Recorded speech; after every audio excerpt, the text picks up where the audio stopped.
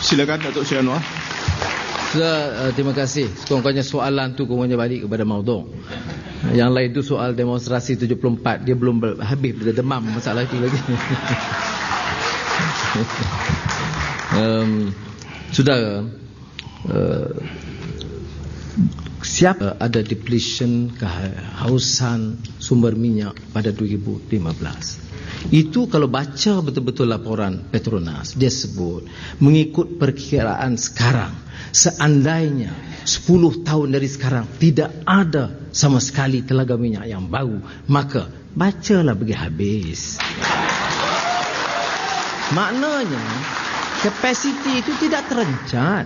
20 tahun yang lalu atau 30 tahun yang lalu kapasiti kita berakhir 2005. Keadaan itu berkembang. Dan baiknya Petronas ini kerana dia tidak hanya memilih untuk cari gali dalam negara, dia pilih di luar negara untuk mencari sumber yang baik.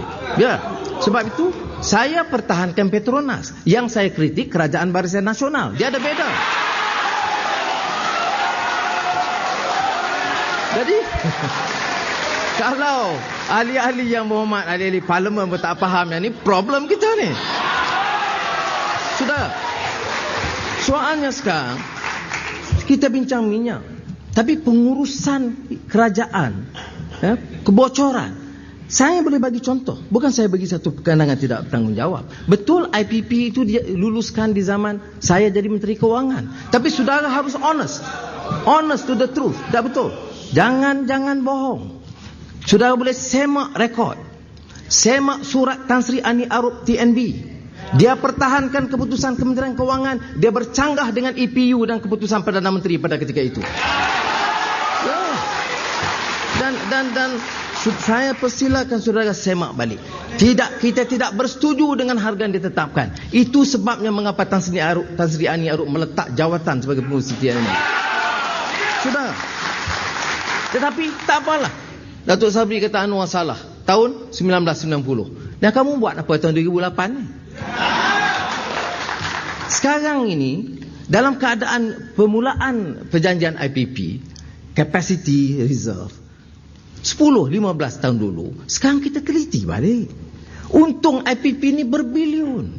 Dan Petronas itu kerugian, termasuk TNB, kerana beban perjanjian IPP. Sebab itu harus diteliti semula. Saya menganggarkan, kalau kita teliti semula, selain 2 bilion reserve capacity, kita boleh jimatkan 1 bilion lagi. Dari kadar 3 bilion. Kita hanya perlu 2 bilion. Tengok bagaimana kerajaan uruskan pemberian diesel. Diesel yang bocor, penyeludupan dan penyelewengan. Berapa? 700 juta ringgit satu tahun. Kemudian kerajaan tubuh syarikat kroni Teras Kimia, 117 juta ringgit. Dah lah rugi 700 juta. Ambil syarikat geng dia, bantu pula. Jadi ini sebab, saudara, ini saya minta dengan baik, dengan ikhlas. Betul kan ini? Kalau kita dapat jimatkan yang ini, dia tiap proses satu persatu kita boleh jimatkan. Ini yang disebut tiris dan bocor. Dan sekiranya ini dapat dilakukan, kita lihat ini dari segi kerangka ekonomi makro keseluruhannya. Sudah boleh bangkitkan umpamanya, ini pendekatan naik minyak mendadak ini, cadangan siapa? Ini preskripsi IMF World Bank. Ya. Dan beri satu contoh, jangan guna ini sebagai istilah politik biasa. Saya sedia debat soal krisis ekonomi 1997 98 dengan pakar ekonomi lain pun tak apa. Tetapi dengan syarat bagi ruang bahawa adalah satu fitnah besar, seperti fitnah berterusan terhadap saya, bahawa kita tunduk kepada preskripsi IMF. Saudara, tidak mengapa. Soalnya sekarang kita beri satu kebocoran yang saya sebutkan tadi.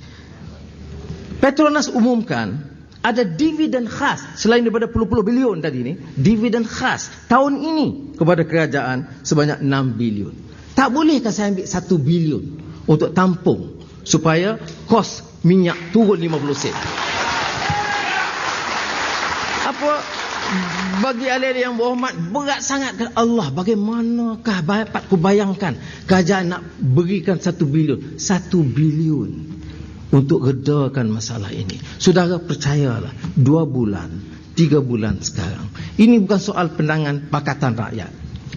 Ya, Pakatan Rakyat satu wadah. Ini soal rakyat.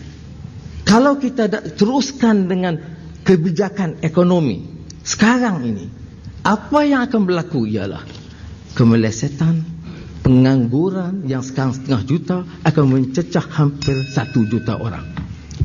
Ini beban kepada rakyat. Terima kasih Datuk Seri. Saudara penonton yang saya hormati sekalian, demikian tadi berakhirnya segmen yang kedua dalam perbincangan kita pada malam ini, dan kita akan bertemu lagi selepas pesanan iklan ini. Jangan ke mana-mana.